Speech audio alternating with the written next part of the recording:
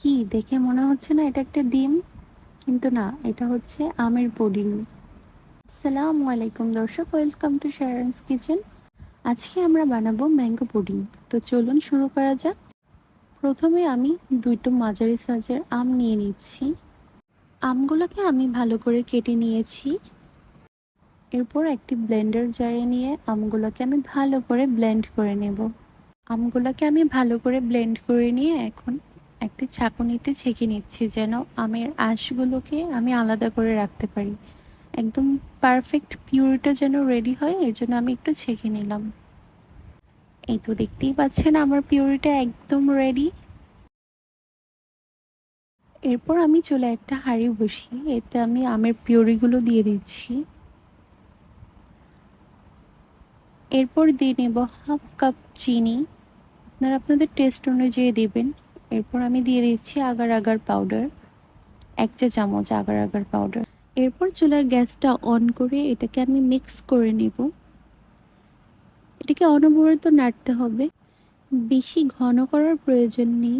এটাকে আমি অনবরত নাড়তে নাড়তে প্রায় 2-1টা বলক চলে আসলে এটাকে আমি অফ করে দিব।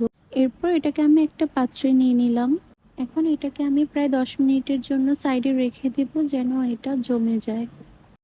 এরপর একটা পাত্রে আমি 2 কাপ পরিমাণ তরল দুধ নিয়ে নিয়েছি।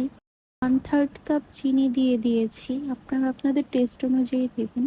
এরপর আগার আগার পাউডারটা দিয়ে আমি ভালো করে মিক্স করে নিচ্ছি। ঠান্ডা অবস্থায় এটাকে মিক্স করে তারপর চুলায় দিতে হবে। এরপর এটাকে আমি এখন চুলায় বসিয়ে দিব। চুলায় বসিয়ে আমি এটাকে গ্যাস অন করে অনবরত নাড়তে থাকবো। নাড়তে নাড়তে যখন 2-3টা বলক চলে আসবে, বেশি একটা ঘন করার প্রয়োজন নেই, জাস্ট 2-3টা বলক চলে আসলে এটাকে আমরা তুলে নিব। দেখতেই পাচ্ছেন দুধের মিশ্রণটা একদম রেডি। 2-3টা বলক চলে এসেছে, এখন এটাকে আমি নামিয়ে নিব। ঠিক গরম অবস্থায় আমি সেই আমের পিউরির মধ্যে দুধটাকে ঢেলে নিচ্ছি। এখন এটাকে কিছুক্ষণ ঠান্ডা করে তারপর ফ্রিজে রেখে দেব আধা ঘন্টার জন্য। প্রায় আধা ঘন্টা পর আমি এটাকে প্লেটে নিয়ে নিয়েছি। দেখতেই পাচ্ছেন আমার ম্যাঙ্গো পুডিং একেবারেই রেডি। দর্শক, আমার এই রেসিপিটা আপনারা বাসায় একবার হলেও প্লিজ ট্রাই করে দেখবেন।